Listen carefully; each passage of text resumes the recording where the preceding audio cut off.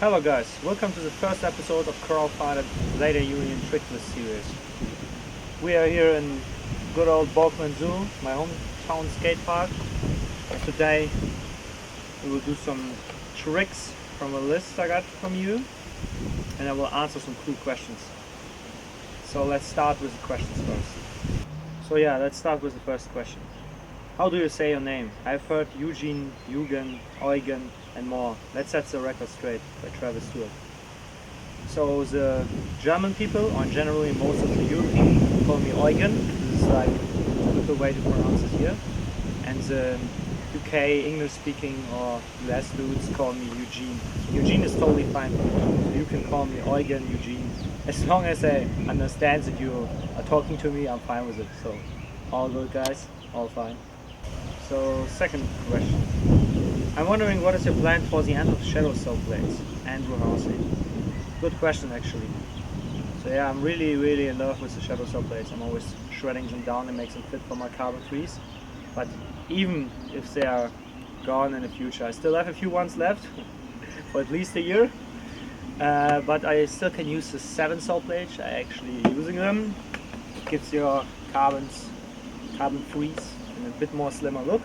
They are quite good. Well, the negative plate is a tiny bit smaller than the Xsjado Soul Plate ones, but still a good alternative. So yeah, I have a few alternatives if the Xsjado Soul Plates will be gone forever, but we will see.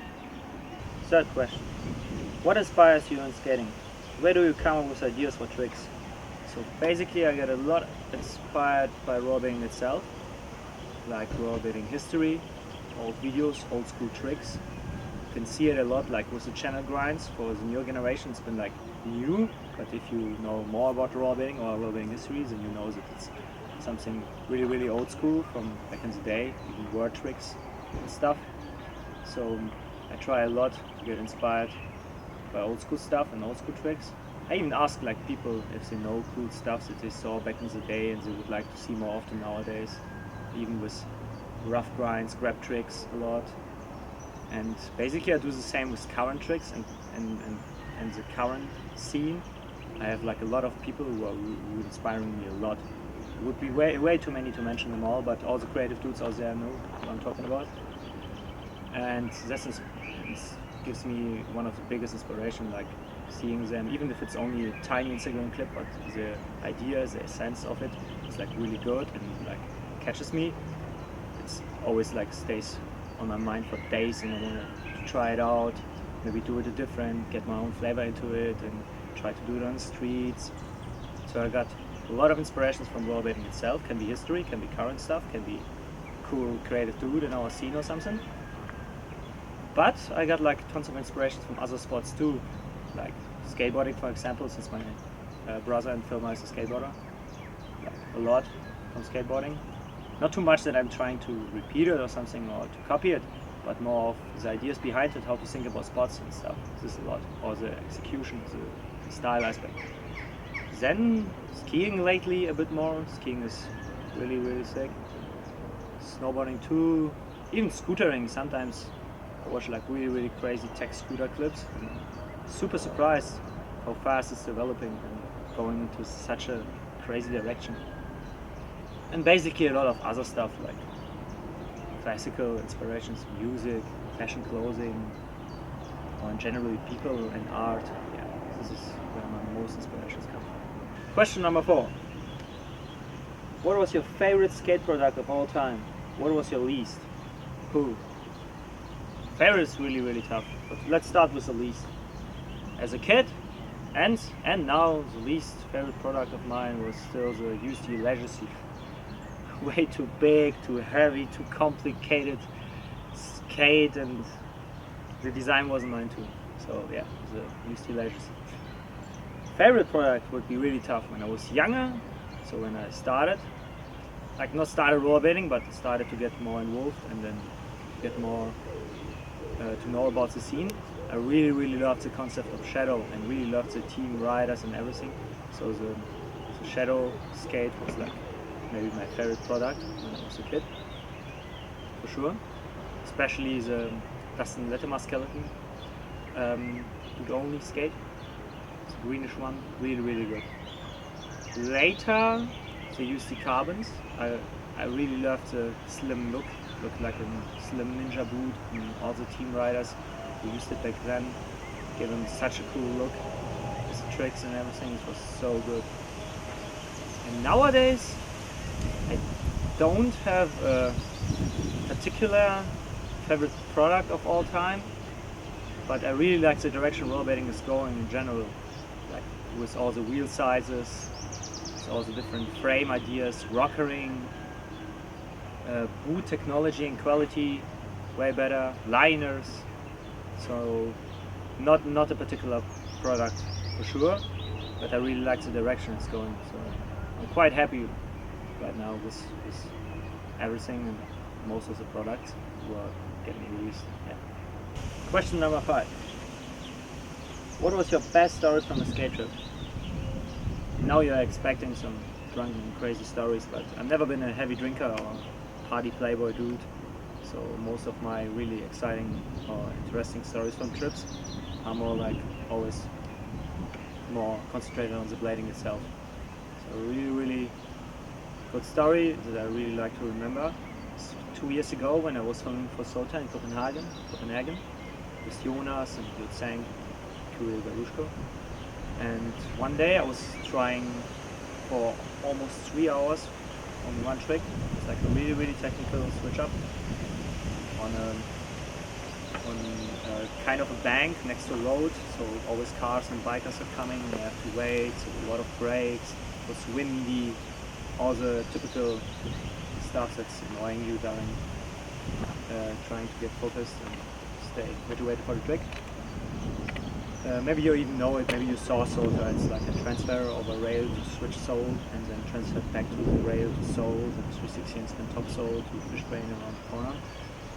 And yeah, it took me really long, but the cool story behind it is, during the process of trying it and landing it and staying motivated all the time, not even mine, but Jonas, the filmer himself too, a dude next to our run-up, there was an electric shop, and the dude was always watching us. First I was already getting a bit nervous that he's maybe about to ask us what we are doing, maybe he wants to kick us out or something.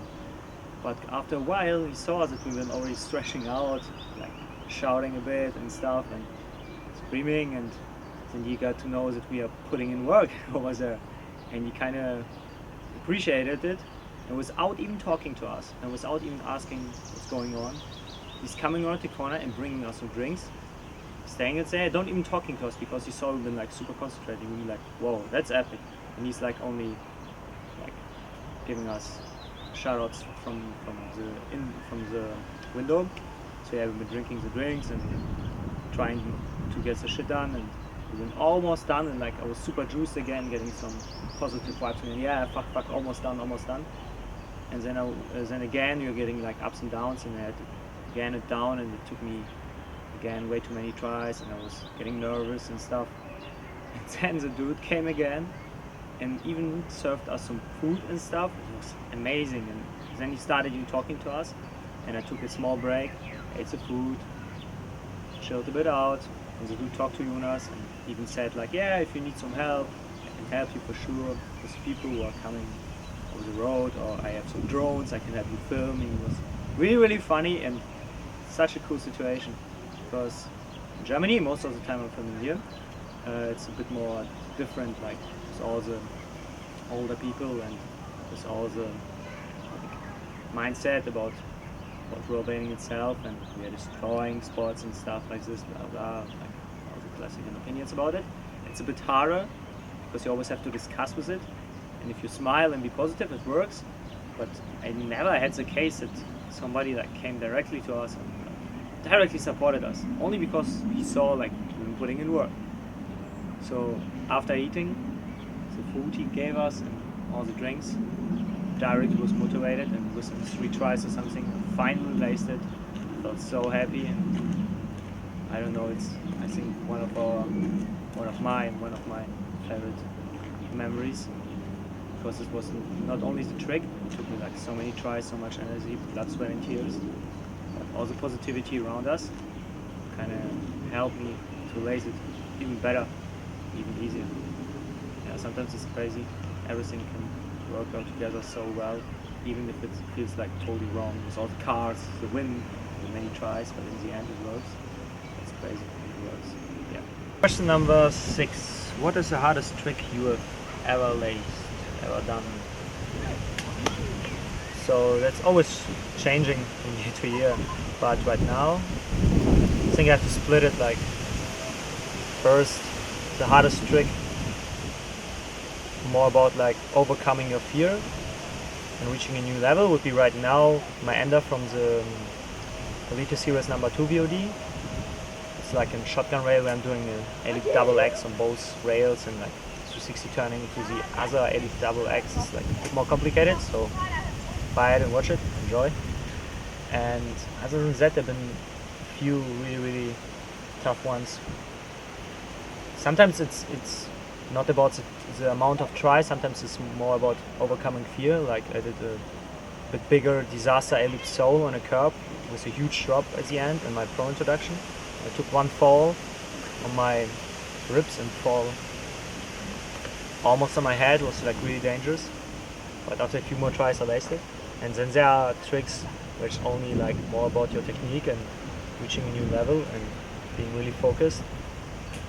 Like my ender in my pro introduction with a soul on a curb, and then like backslide narco spin to soul down, inspired by Dustin Xsjado Soul, and like several other tricks where the technique works really good, but it takes a lot of energy and time simply because it's such a long process.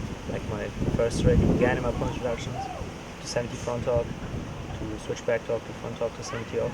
I landed it quite fast, but it took me a lot of tries to get it properly done. Yeah, and sometimes it's more about the energy. It's like if you have this range for the distance, like the super long Trumizu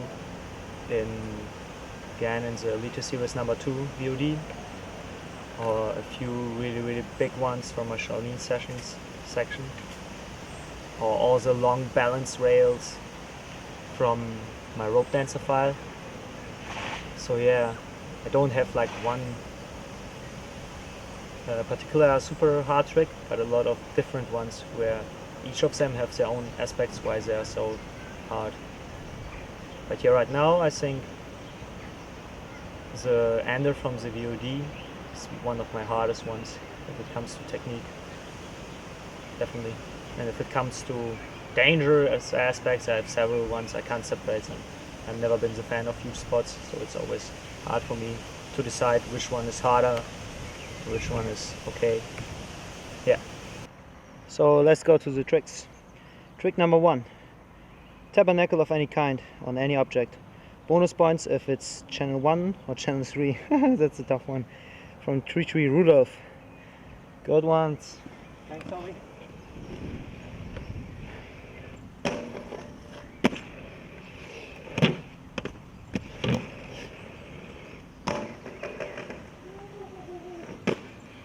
Okay.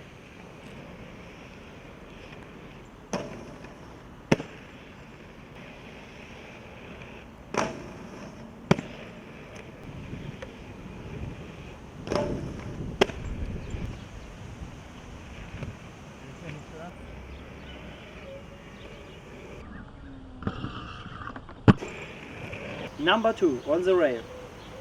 Back torque to true front backslide to budget AO pawn to budget top acid to back surrender.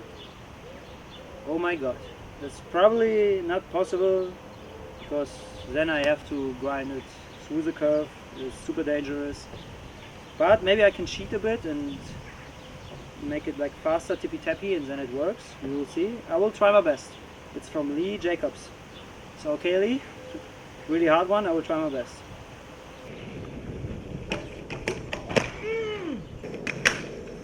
Oh, der hätte sein können, komm! Oh, Mann! Mann!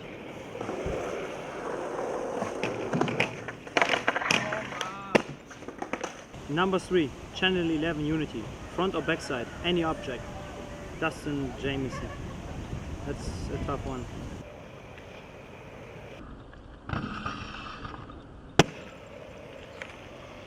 Number 4, Truespin Soyale to full true topside Soyale, any object, red white. That's a cool one. Let's get it.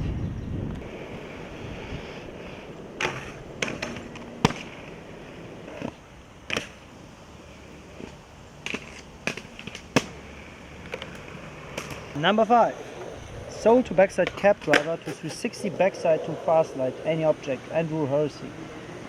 Okay.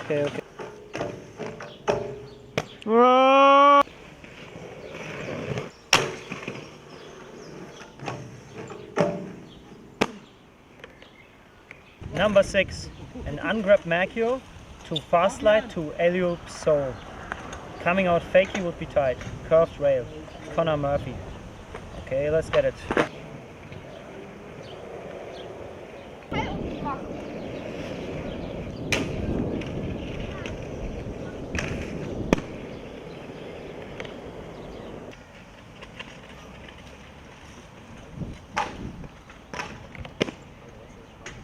Number 7, Toro top of quarter pipe, 360 toe spin dropping down into topacid, royale cess down the ramp on the quarter pipe by red white. Woo!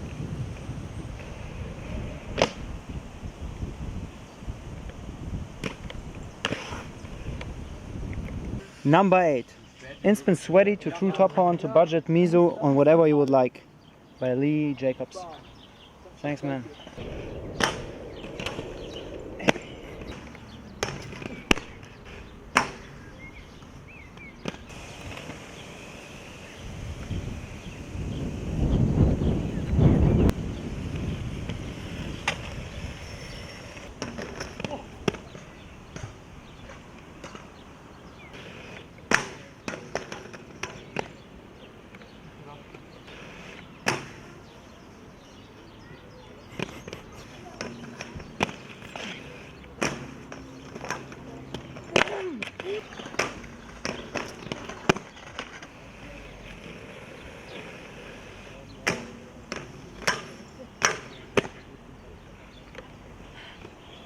Number 9, true top acid, any object, Patrick Coddington.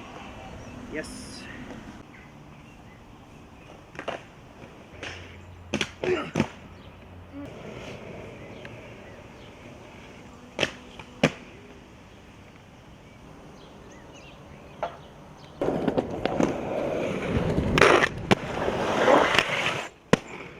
Number 10, Truespin frontside Cabdriver to topacid, pivot on any object, red Lamoureux. Let's get it.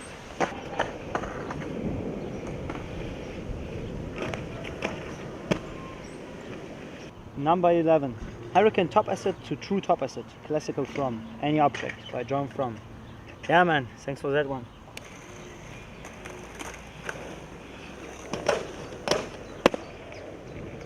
Number 12, Fullcab AO Negative Acid, rewind to forward, Stewart. That's a hard one.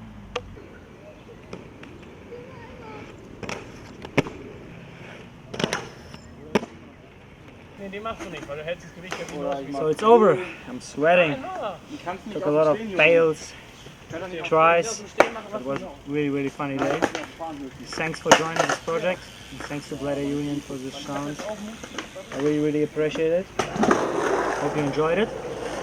Sorry if I only hippie tapped or just locked the last centimeters of my rail, but in the temps you can see it's really sticky over the years, so I can be happy if it's sliding on the sweat sands of Fishbrain. But on the other hand, I was even surprised that I landed all of them. Some of them have been kind of impossible in the beginning in my mind, but it worked out pretty well. So yeah, I hope you will enjoy it. Thanks.